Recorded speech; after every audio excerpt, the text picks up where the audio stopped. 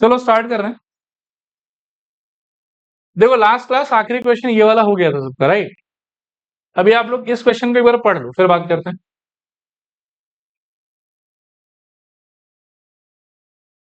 चलो आओ देखते हैं। पहले गिवन में लिख लेते हैं। गिवन में क्या क्या आएगा बता सकते हैं आप लोग? अब तो काफी एक्सपीरियंस हो गया आप लोग। A B parallel C D, very good. बोलते भी जाओ लिखते भी जाओ। A B parallel C D comma angle A P Q is equals to 50 degree. और बताओ angle P R D is equals to कितना? 127 डिग्री। ठीक है। फिर टू फाइंड में क्या क्या आएगा? X comma Y. फिर बोलो नाउ। और अब देखो डायग्राम के तरफ। बोलूं?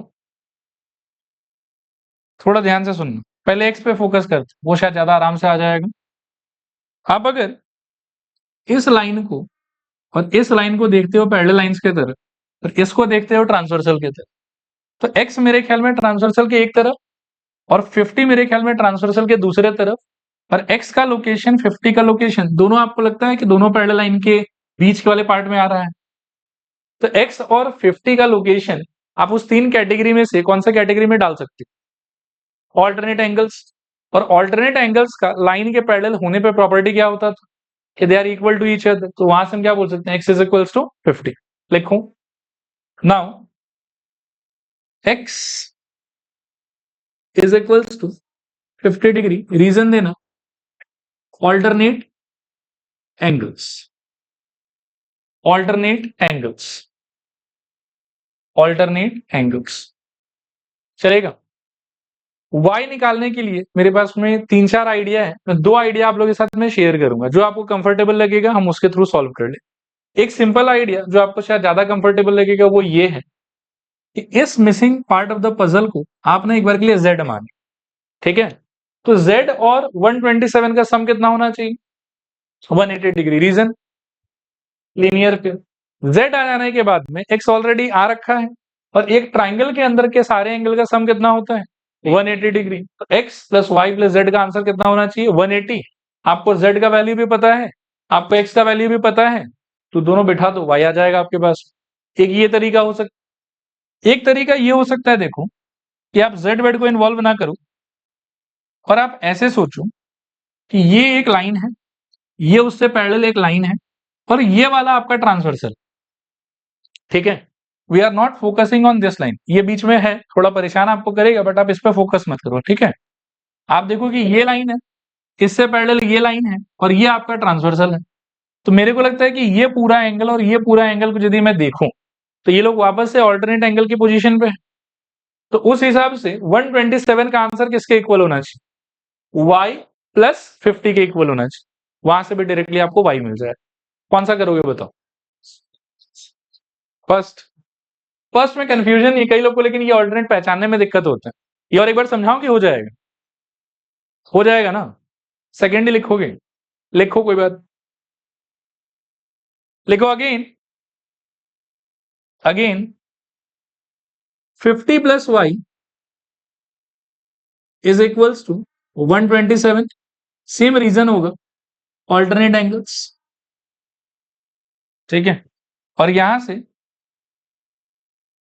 y is equals to 127 degree minus 50 degree. Solve करने पे शायद से y equals to 77 degree. y is equals to 77 degree. ठीक है। एक और तरीका है, अभी मैं डिटेल में डिस्कस नहीं करूंगा, लेकिन फिर भी बोल के छोड़ देता हूं। एक्सटीरियर एंगल प्रॉपर्टी भी होता है ट्राइंगल, उससे भी सॉल्व कर सकते हो। ये 127 हो गया और x और y का जो पोजीशन है ये लोग रिमोट इंटीरियर एंगल्स है। तो x प्लस वाई का वैल्यू फिर से किसके इक्वल होना चाहिए? 127 के। वहां से भी आपको y का वैल्यू मिल सकता। ठीक है।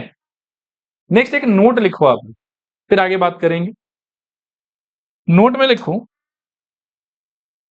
Perpendicular drawn, perpendicular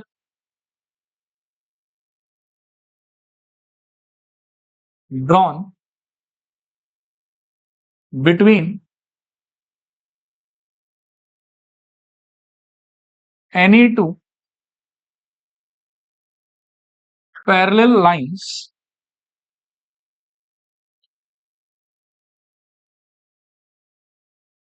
are parallel to each other,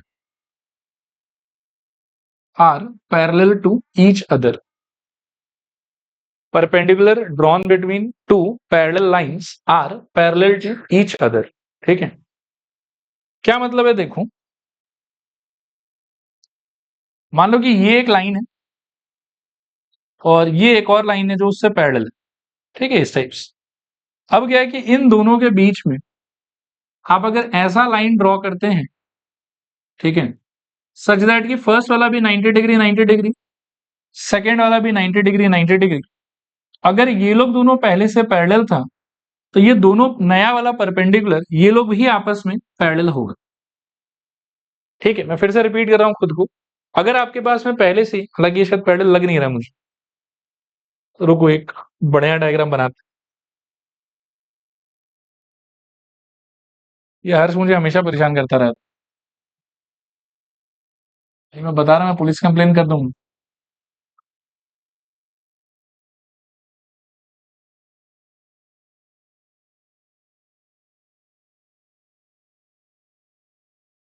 नहीं नहीं, परफेक्ट ही एक बनाने का ट्राई करते हैं, परफेक्ट तो पता नहीं होगा कि नहीं।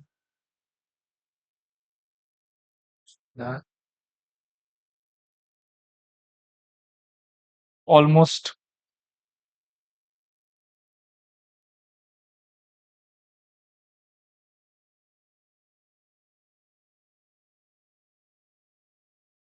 ऑलमोस्ट देखो यहाँ देखो, प्रॉपर्टी को थोड़ा ध्यान से समझना, अगला पूरा क्वेश्चन ये बात आपको समझ में आता है कि नहीं आता, उसी पे टिका हुआ, ये आ गया तो वो भी आएगा, ये नहीं आया तो वो भी नहीं आएगा। मान लो कि दो लाइन है जो पहले से एक दूसरे से पैरेलल है, मैं कह रहा हूं कि इन दोनों पैरेलल लाइन के बीच में आप अगर मल्टीपल परपेंडिकुलर्स ड्रॉ करते हो, मान लो कि एक परपेंडिकुलर आपने यहां ड्रॉ करा, इस लाइन का नाम है एल, इसका नाम है एम, एक परपेंडिकुलर आपने बनाया ए बी, और एक परपेंडिकुलर इनके बीच में आपने बनाया सी डी। ठीक है, तो मैं ये कहना चाह रहा हूं कि if L was parallel to M, L और एम अगर पहले से पैरेलल था, देन आई कैन क्लेम कि A B will be parallel to C D, ऐसा होना चाहिए। दो लाइंस है जो आपस में पहले से क्या है पैरेलल, इनके बीच में आप अगर दो परपेंडिकुलर्स ड्रॉ करते हो तो ये दोनों परपेंडिकुलर्स भी आपस में क्या रहेगा पैरेलल। रीजन बहुत सिंपल है, रीजन क्यों सिंपल है मैं आपको बताता हूं। देखो, ये लोग अगर पैरेलल हैं और परपेंडिकुलर आपने बनाया तो ये एंगल कितना रहेगा आपका 90 डिग्री, ये कितना रहेगा 90 डिग्री, ये भी कितना रहेगा 90 डिग्री, मतलब इंटरनल पार्ट के बारे में सोचो, और ये भी कितना रहेगा बताओ 90 डिग्री। अब अगर आप ये वाले एंगल और ये वाले एंगल पे फोकस करते हो, ठीक है, तो आप ऐसे सोचो कि ये वाला लाइन दो अलग अलग लाइन है, और ये वाला लाइन उसके लिए ट्रांसवर्सल की तरह बिहेव कर, तो ये पोजीशन और ये पोजीशन कौन सा पोजीशन है आपके हिसाब से? मेरे ख्याल में को इंटीरियर, मतलब जिनको मैं लाइंस मान रहा हूं उन दोनों लाइन के बीच वाला पार्ट हो गया, ठीक है, और ट्रांसवर्सल के सेम साइड वाला एंगल हो गया। तो ये एंगल और ये एंगल का पोजीशन कैसा है? को इंटीरियर एंगल, और इसका वैल्यू भी 90 डिग्री, इसका वैल्यू भी 90 डिग्री, तो दोनों का सम कितना हो गया 180 डिग्री। लेकिन को इंटीरियर पोजीशन के एंगल का सम 180 डिग्री कब हो सकता है? जब आप जिन चीजों को लाइन मान रहे हो वो लोग दोनों आपस में क्या रहा होगा पैरेलल, तो ही को इंटीरियर एंगल का सम 180 हो सकता है। ठीक है, इसीलिए आई एम सेइंग कि अगर ये वाला लाइन पहले से क्या था एक दूसरे से पैरेलल, तो जो नया दो परपेंडिकुलर आप इनके बीच में ड्रॉ करोगे वो दोनों परपेंडिकुलर भी आपस में हमेशा क्या रहेगा पैरेलल। ठीक है, लिखना हो गया सबका? ओके, अब आप इस क्वेश्चन को पढ़िए।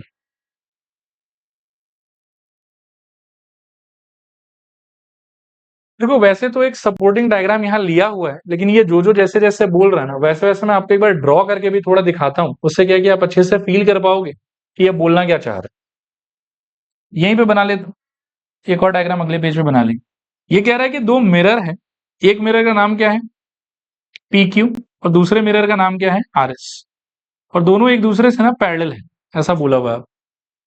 मतलब इस टाइप का कुछ मिरर्स होगा, they are parallel to each other.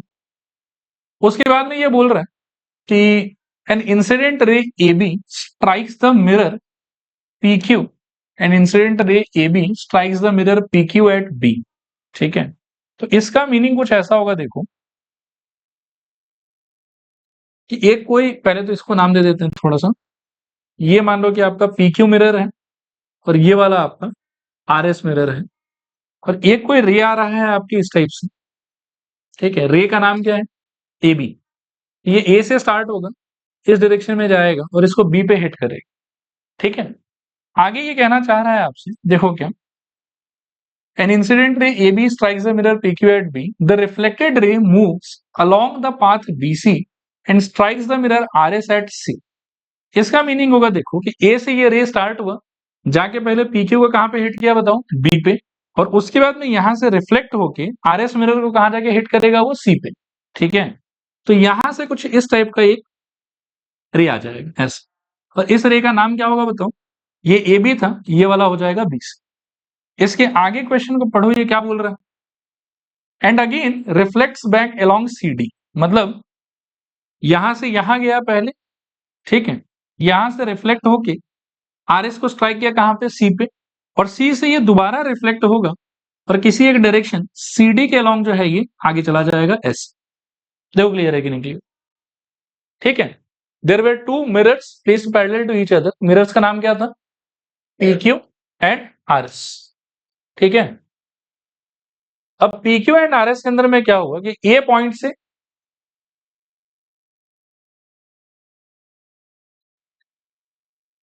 चलो देखो यहां देखो फिर एक बार बताता हूं। दो मिरर है अपने पास में, एक का नाम क्या है बताओ? PQ, दूसरे का नाम क्या है? RS। यहां पे कोई लाइट का सोर्स है, एक रे आया कौन सा डायरेक्शन में? AB, एक बार इसको स्ट्राइक किया, फिर वो चला गया रिफ्लेक्ट होकर कौन सा डायरेक्शन में? BC, और यहां से फिर से रिफ्लेक्ट होकर कौन सा डायरेक्शन में चला गया? CD। मेरे को प्रूफ करना है कि जो एकदम से पहला वाला रे आया था ना AB, और जो एकदम लास्ट में रे बना ना CD, ये दोनों रे एक दूसरे से पैरेलल होगा, ऐसा मेरे को प्रूफ कर। This is the question. देखो क्वेश्चन क्लियर है कि नहीं क्लियर है? आप चलेगा? लिखना स्टार्ट करूं? सबसे पहले लिखो given.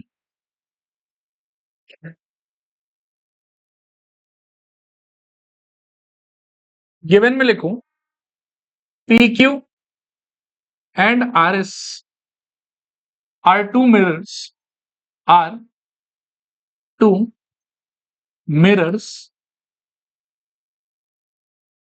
comma PQ is parallel with RS, comma PQ is parallel with RS, ठीक है। फिर लिखो AB, comma BC, comma CD are light rays, मतलब ये आया रिफ्लेक्ट हुआ चला गया।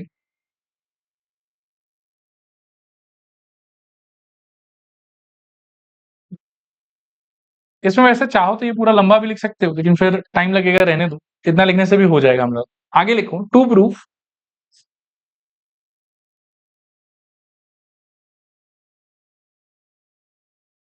AB parallel to CD, to proof AB parallel to CD। ये लिखने के बाद में आप ये डायग्राम बनाओ जो मैं अभी बना रहा हूं।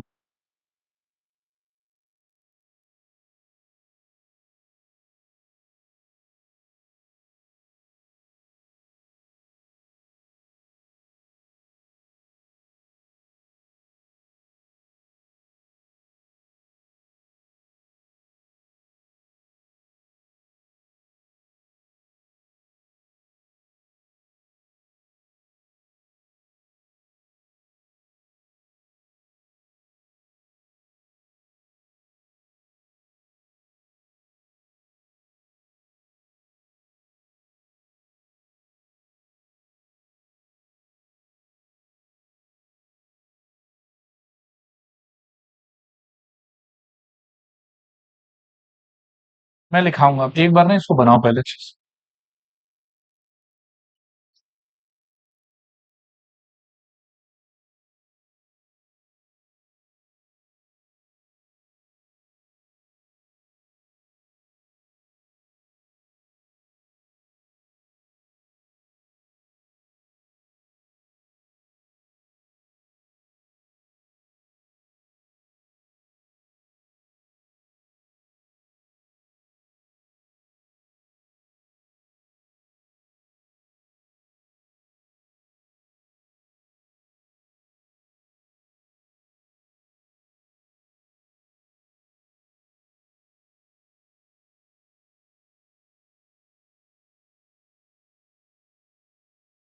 लो तो बनाओ तो फटाफट, थोड़ा बहुत और मार्क कर लो। इसको लिखो 1, इसको लिखो 2, इसको लिखो 3 और इसको लिखो 4। ठीक है,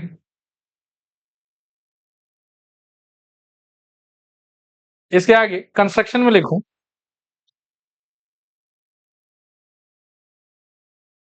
कंस्ट्रक्शन में लिखना be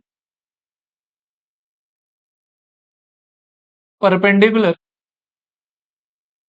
PQ, comma BE perpendicular RS, comma CF perpendicular PQ, comma CF perpendicular RS are drawn.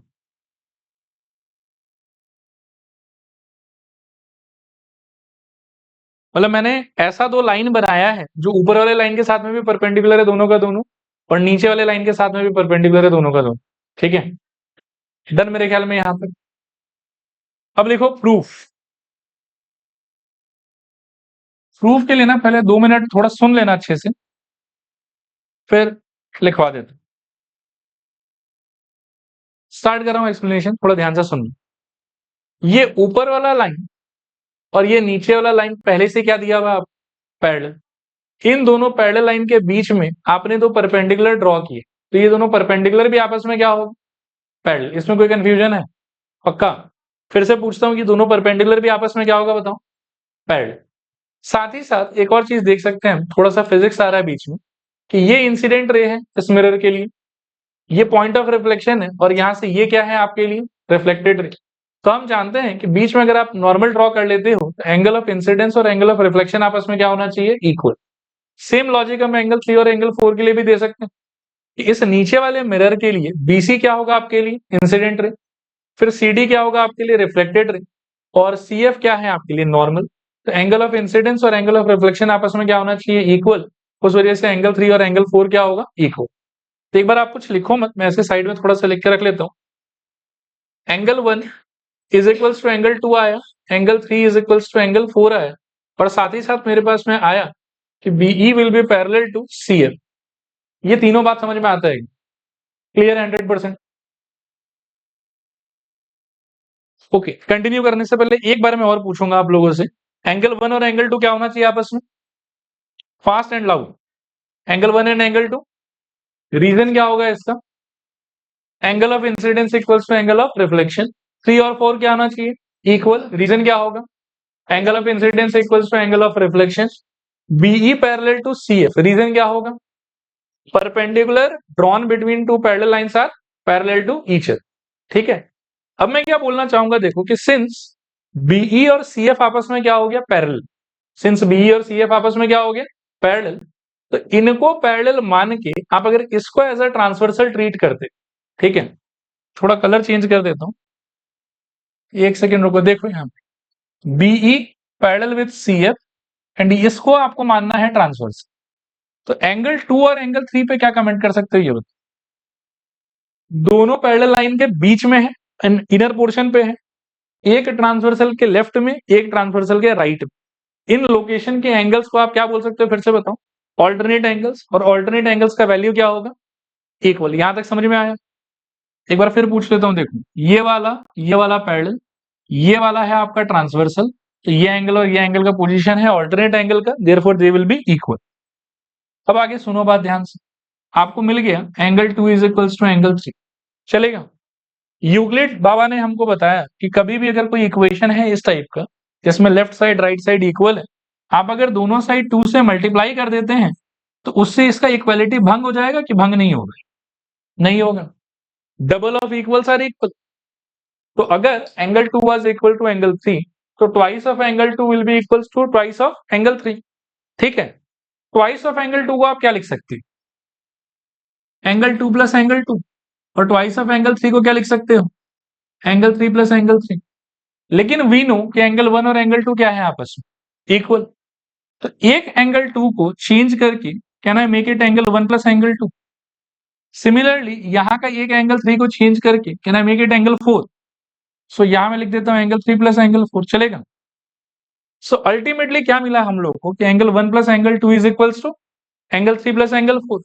अब थोड़ा ध्यान से इसको आप नोटिस करो, अच्छे से देखना। ये वाला एक लाइन है, ये वाला एक लाइन है, ये वाला ट्रांसवर्सल है, और आपको मिला कि ये एंगल और ये एंगल इक्वल है। सोचो, एक दो लाइन ट्रांसवर्सल, एक आदमी लेफ्ट में एक आदमी राइट में, और जिसको मैं लाइन बोल रहा हूं उसके इंटीरियर पोजीशन पे ही है दोनों का दोनों, ठीक है ना?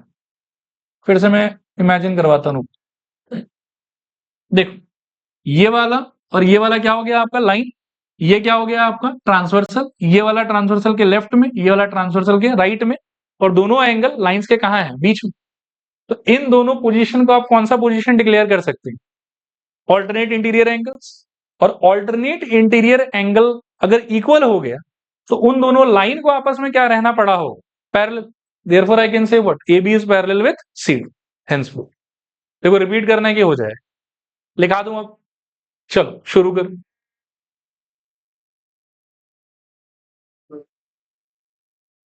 लिखो प्रूफ, प्रूफ में लिखना सबसे पहले angle 1 is equals to angle 2, reason देना एंगल ऑफ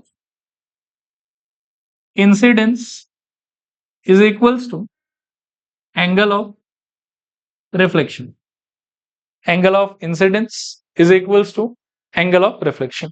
और इसको मार्क भी कर लेना आप, equation number 1, angle of incidence is equals to angle of reflection, equation number 1।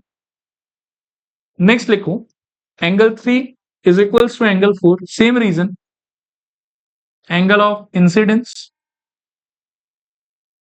is equals to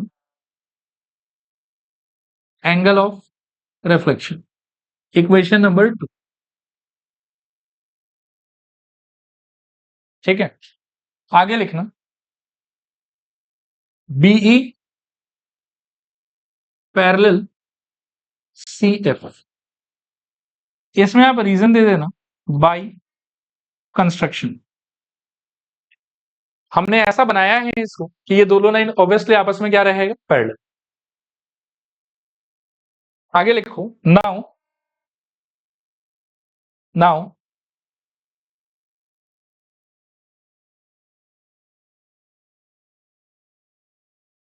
angle 2 is equals to angle 3, reason देना alternate angles, angle 2 is equals to angle 3 alternate angles, ठीक है? This implies twice angle 2 is equals to twice angle 3, ठीक है? This implies angle 2 plus angle 2 is equals to angle 3 plus angle 3. This implies angle 1 plus angle 2 is equals to angle 3 plus angle 4. इसके बगल में आप लिखना from 1 and 2, दोनों को हम यूज कर रहे हैं। इस एंगल 2 को एंगल 1 में चेंज करने के लिए equation 1, because angle 1 and angle 2 were equal, और इस 3 को एंगल 4 में चेंज करने के लिए equation 2, because angle 3 and angle 4 were equal. Clear मेरे ख्याल में यहां पर? आगे लिखो बट ये जो एंगल्स है जिसको हमने इक्वल प्रूफ किए, इन लोग कौन से पोजीशन का एंगल था हमारे लिए, ऑल्टरनेट एंगल। लिखो but they are alternate angles, but they are alternate angles. So this is possible, but they are alternate angles. So this is possible only if AB parallel with CD, AB parallel with CD, hence proof. This is possible only if AB parallel to CD, hence proof. ठीक है मेरे ख्याल में?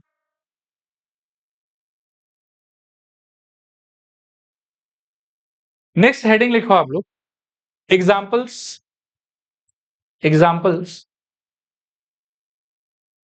From NCERT, examples from NCERT.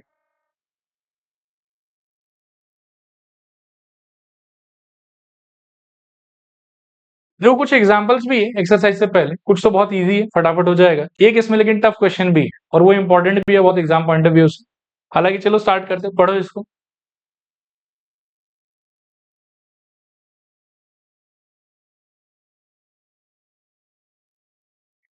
In questions में देखो, जो proof that question होगा ना, उसमें पूरा फॉर्मेट में लिखेंगे, और जो ऐसे फाइंड वाइंड करने का क्वेश्चन है तो एग्जाम्पल से मैं थोड़ा जल्दी लिख के खत्म कर दूंगा इनको, ठीक है।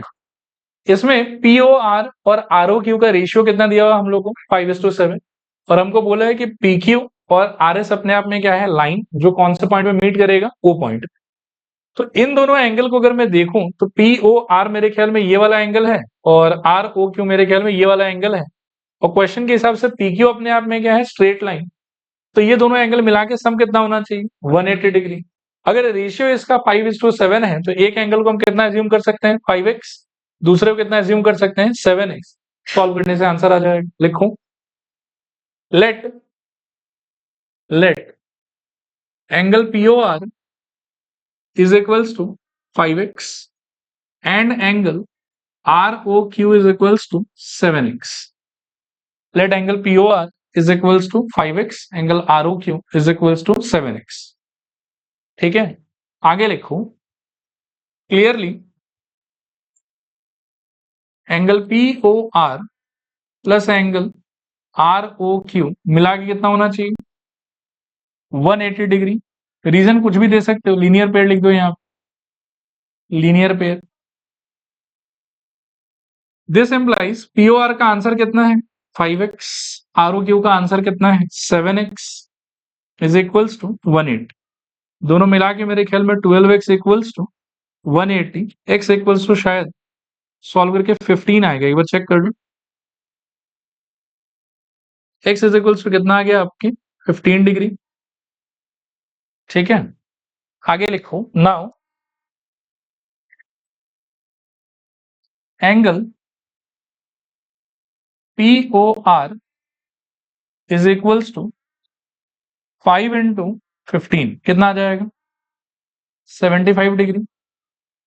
देयरफॉर एंगल पीओ आर, अच्छा एक बार बोर्ड की तरफ देखो, हमको ये नहीं बोला कि पीओ आर और आर ओ क्यू निकाल के रुक जाओ, बस हमको बोला कि ऑल एंगल्स निकालो। तो पीओ आर के इक्वल और कौन सा एंगल होगा, एसओ क्यू मेरे ख्याल में वर्टिकली ऑपोजिट है, तो वो यही डिक्लेयर कर देंगे हम लोग। Therefore angle PO R is equals to angle SO Q is equals to 75 degree. और अगला लिखो, angle R O Q is equals to मेरे ख्याल में 7 इंटू 15 डिग्री, सॉल्व करने पे शायद से 105 डिग्री। और therefore angle R O Q is equals to angle S O P is equals to 105 degree.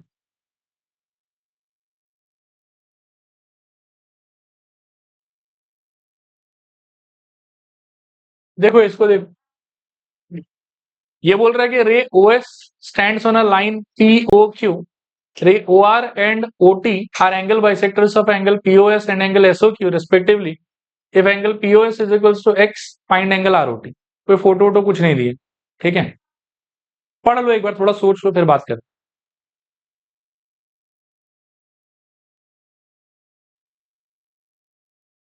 चलो देखो यहाँ देखो, सिंस इसमें कोई डायग्राम वगैरह अवेलेबल है नहीं, तो जो भी क्वेश्चन का लैंग्वेज है उसको पढ़ के थोड़ा फोटो बनाने का भी ट्राई करते हैं। जब तक मेरा खत्म नहीं हो जाए तब तक आप लोग ड्रॉ मत कर।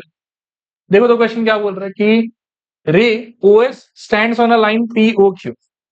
तो पहले मेरे ख्याल में एक कोई लाइन होना चाहिए इस टाइप से, जिसका नाम होगा पी, फिर बीच में कोई पॉइंट होगा ओ, और यहाँ कोई पॉइंट हो जाएगा क्यू। पी ओ क्यू अपने आप में क्या है, स्ट्रेट लाइन, चलेगा। आगे ये बोल रहा है कि ओ एस एक रे है जो इस पे लाई करेगा, और सिंस इसमें ओ और इसका ओ कॉमन है, तो ऑब्वियसली वाला जो रे है वो स्टार्ट कहाँ से होना चाहिए, ओ से स्टार्ट होना चाहिए। इस टाइप का कुछ बना देते हैं, इसका नाम क्या हो जाएगा बताओ, ओ एस। उसके बाद में ये बोल रहा है कि ray O R, and OT, मतलब ये लोग भी ओ से ही स्टार्ट होगा, ठीक है, are angle bisectors of angle POS and angle SOQ. POS angle कौन सा हो गया? मेरे ख्याल में ये वाला, इसका एंगल बाइसेक्टर बनाना है आप। और एसओक्यू कौन सा हो गया? तो ये वाला, इसका भी आपको एंगल बाइसेक्टर बनाना है, चलेगा। एक के एंगल बाइसेक्टर का नाम ओ आर है, एक का ओटी है, और पीओएस का जो वैल्यू है वो अगला बोल रहा है कि एक्स लेना है आप। यहाँ थोड़ा ध्यान से देखना, इस एंगल का वैल्यू ओवरऑल कितना लेना है मेरे को? एक्स। और इस एंगल का जो बाइसेक्टर होगा, ray O R and OT are angle bisectors of POS and SOQ. तो पीओएस का जो बाइसेक्टर होगा ये वाला, इसका नाम है मेरे ख्याल में ओ आर, ठीक है। और इस एंगल का जो बाइसेक्टर होगा उसका नाम है मेरे ख्याल में क्या? ओटी। और एक और खास बात है, थोड़ा ध्यान से सोचने वाला, कि अगर ये एक्स है, ओवरऑल ये वाला एंगल कितना है? एक्स। और ये अगर आपका एंगल बाइसेक्टर है, तो ये ऊपर वाला एंगल कितना होगा? ये मैं रंग चेंज कर देता हूं थोड़ा सा, बोलो। इसका वैल्यू एक्स बाई टू, और इस नीचे वाले एंगल का वैल्यू एक्स बाई टू। ये समझ में आता है? अच्छा, ये पिंक वाला पार्ट यदि एक्स है, तो बचा हुआ एंगल एस ओ क्यू कितना होना चाहिए? टोटल एंगल तो मेरे ख्याल में 180 होता था, राइट? तो ये वाला पार्ट एक्स हो गया आपका, तो ये वाला पार्ट कितना होना चाहिए? SO Q? नहीं, 180 माइनस एक्स। कितना होना चाहिए बताओ? 180 माइनस एक्स। कोई कंफ्यूजन है कि क्लियर है ये वाला चीज? क्लियर है ना पक्का? कि ये वाला जो पोर्शन है ये आपका कितना हो जाएगा? 180 माइनस एक्स। उसके चक्कर में ये ऊपर वाला पोर्शन कितना हो जाएगा? 180 माइनस एक्स का आधा। और ये नीचे वाला पोर्शन भी कितना हो जाएगा? 180 माइनस एक्स का आधा। ये सारा चीज हालांकि हमको लिख लिख के दिखाना भी पड़ेगा, ठीक है, अभी तो मैं ऐसे एक्सप्लेन कर रहा हूं आप लोगों को, चलेगा यहां तक। फिर अल्टीमेटली हमसे मांग क्या रहा है बताओ? Find angle R O T. आप आर ओ टी को फोटो में नोटिस करो, कहां है R O T? R O T को डू यू फील, देखना ध्यान से, आर ओ टी मेरे ख्याल में एंगल हो गया ये वाला, and this is equals to this part plus this part. इन्हीं दोनों का सम होना चाहिए उसको, ठीक है। फर्स्ट पार्ट का वैल्यू कितना है इस वाले पार्ट का? बोलो। X by two. और उस सेकेंड वाले पार्ट का वैल्यू कितना है? 180 minus x by two. LCM कितना हो जाएगा आपको? 2 ऊपर आएगा x plus 180 minus x, x x gone, कितना बचेगा? 180 अपॉन 2, पर काटने पे आ जाएगा शायद से 9। तो आपका फाइनल आंसर तो है 90 डिग्री। देखो क्लियर है कि नहीं क्लियर? चलेगा, ठीक है। अब आप ये वाला फोटो बना दो।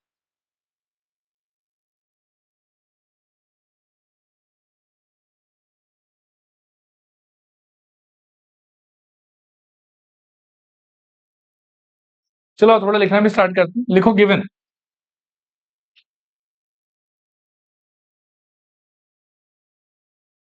गिवन में लिखो P O Q is a straight line, full stop. फिर लिखना ओ एस इज अ रे, फुल स्टॉप। फिर लिखना O R and O T are angle bisector of angle P O S and angle S O Q respectively. P O S and angle S O Q respectively. एक और line लिखना, also also angle P O S, ये हमको पहले से दिया हुआ है एक्स। फिर लिखो टू फाइंड, ये आपको दिया हुआ है angle R O T. To find angle R O T. अब लिखो नाउ,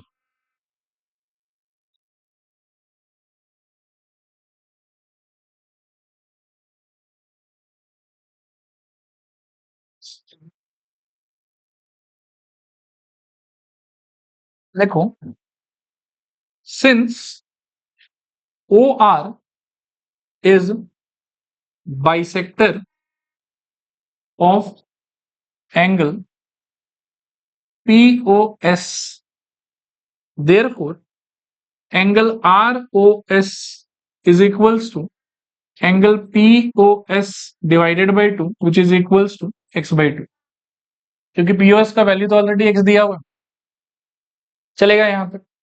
इसको आप मार्क कर लो इक्वेशन नंबर 1।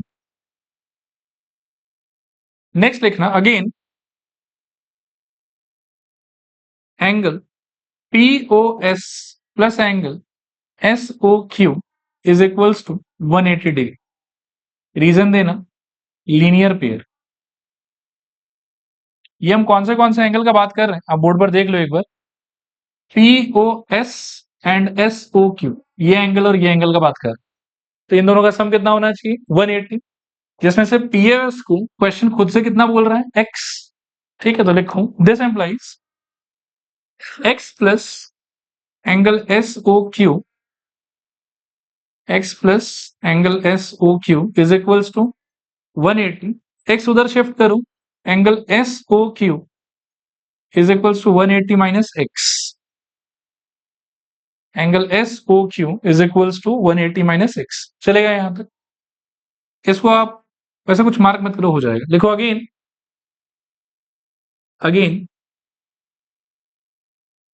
एंगल, या एंगल नहीं ऐसे बोल दो, again OT is bisector of angle SOQ, ऐसा हमको दिया हुआ है। Therefore angle SOT is equals to angle SOQ divided by 2। Angle SOT is equals to angle SOQ divided by 2. This implies angle SOT is equals to SOQ का value कितना मिला था आपको, लिखो यहाँ पे 180 माइनस एक्स बाई 2। ठीक है, थोड़ा सिंप्लीफाई भी कर लो इसको। आप अगर अलग अलग करते हो तो एक मिलेगा आपको 180 बाई 2 माइनस एक्स बाई 2, और ये आ जाएगा 90 minus x by 2, 90 minus x by 2। चलेगा यहां तक। अब लिखो अगले लाइन में, नाउ एंगल, कौन सा एंगल चाहिए आप, ROT। देखो नाउ एंगल ROT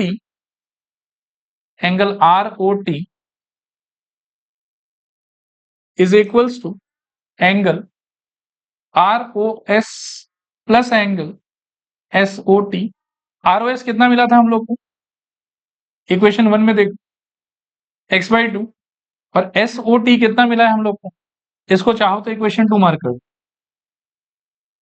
SOT मिला है हम लोग को 90 माइनस एक्स बाई 2, दोनों का x बाई 2 गया, और यहां आ जाएगा 9।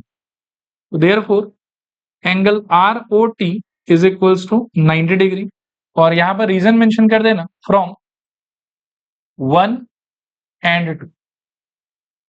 ठीक है, हेंस प्रूव्ड। और चलो आज के लिए बस इतना ही।